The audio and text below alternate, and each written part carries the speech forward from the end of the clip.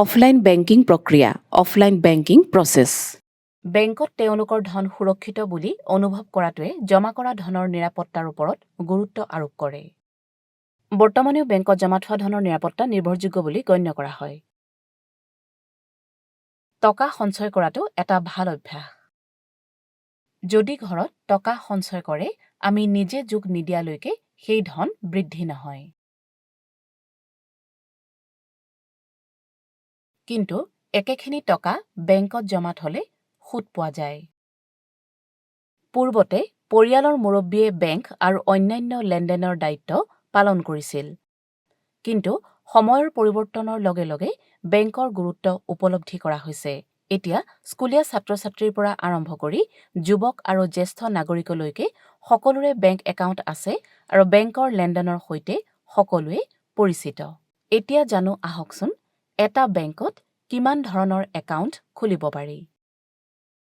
সাধাৰণতে বেংকত দুই ধৰণৰ একাউণ্ট খুলিব পাৰি। এটা ছেভিংছ একাউণ্ট, আনটো কাৰেণ্ট একাউণ্ট। ছেভিংছ একাউণ্ট হ'ল আপোনাৰ ধন সুৰক্ষিত স্থানত ৰখা এটা নিশ্চিত বেংক একাউণ্ট। চাকৰিৰ পৰা উপাৰ্জন কৰা দৰমহা বা ঘৰৰ পৰা প্ৰতিমাহে পোৱা ধন এই একাউণ্টত ৰাখিব পাৰিব। এই একাউণ্টৰ পৰা আপুনি প্ৰয়োজন অনুসৰি ধন উলিয়াব পাৰে আৰু যেতিয়াই বিচাৰে ইয়াত ধন জমা কৰিব পাৰে। এই একাউণ্টত জমা হোৱা ধনৰ বাবে আপুনি বেংকৰ পৰা সুদ লাভ কৰিব। গতিকে ছেভিংছ একাউণ্টত থকা টকাখিনি গুণ কৰা হ'ল। যদি আপুনি এজন কৰ্মচাৰী, ছাত্ৰ বা গৃহিণী, তেন্তে আপোনাৰ বাবে ছেভিংছ একাউণ্ট খোলাটো লাভজনক। আপুনি যদি ব্যৱসায়ী হয়, তেতিয়াও ব্যক্তিগত ছেভিংছ একাউণ্ট খুলিব লাগে। Current account.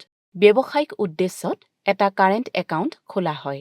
এই একাউণ্টটো উদ্যোগী, ব্যৱসায়ী আৰু ব্যৱসায়ীসকলৰ বাবে অতি উপকাৰী।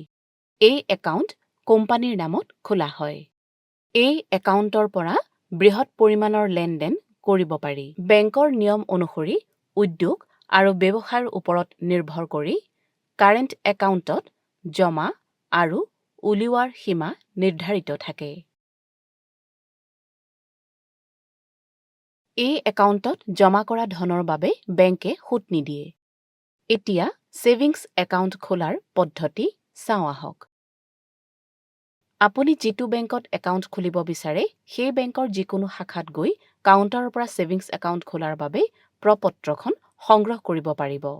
ছেভিংছ একাউণ্টৰ লগতে যদি আপুনি ATM card, chequebook, internet banking আদি অন্যান্য সুবিধা বিচাৰে, তেন্তে ইয়াৰ বাবে অন্য প্ৰপত্ৰ আছে নেকি বা একেখন প্ৰপত্ৰত এইবোৰৰ বাবে সুকীয়া ঠাই আছে নেকি, এই বিষয়ে সোধাটো উচিত।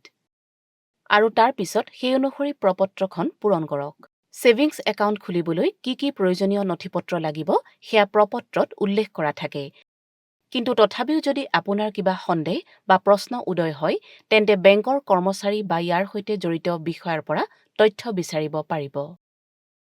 আবেদনত উল্লেখ কৰা অনুসৰি পাছপোৰ্ট আকাৰৰ 2খন বা 4খন ফটো আৰু PAN card, Aadhaar card, voter identity card, ration কাৰ্ডৰ জেৰক্স কপি জমা দিব লাগিব আৰু লগতে স্বপ্ৰমাণিত কৰিবলৈ নাপাহৰিব।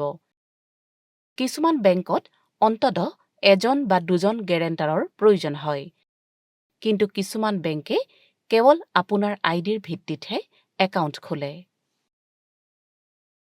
প্ৰপত্ৰ পূৰণ কৰাৰ পিছত বেংকত জমা দিব লাগে আৰু বেংকৰ নিয়ম অনুসৰি একাউণ্ট খুলিবলৈ প্ৰয়োজনীয় ন্যূনতম ধন পৰিশোধ কৰাৰ সময়ত আপোনাৰ একাউণ্ট খোলা হয়। কিছুমান বেংকত শূন্য বেলেঞ্চ থকা একাউণ্ট খুলিব পাৰি। কিছুমান বেংকত ন্যূনতম বেলেঞ্চ 1000ৰ পৰা 5000 ৰাখিব লাগে। এয়া বেংকৰ নিয়ম অনুসৰি বেলেগ বেলেগ হয়। বেংক একাউণ্ট খোলাৰ পিছত আপুনি এটা ব্যক্তিগত একাউণ্ট নম্বৰ পায়, য'ত আপুনি ধন জমা কৰিব পাৰে। টকা জমা হ'লেই একাউণ্টটো সক্ৰিয় হয় বা দুদিনৰ পিছতো সক্ৰিয় হৈ পৰে। আপুনি ছেভিংছ একাউণ্টৰ সুবিধা যেনে ATM card, online banking user name আৰু পাছৱৰ্ড কেইদিনমানৰ ভিতৰতে পাব।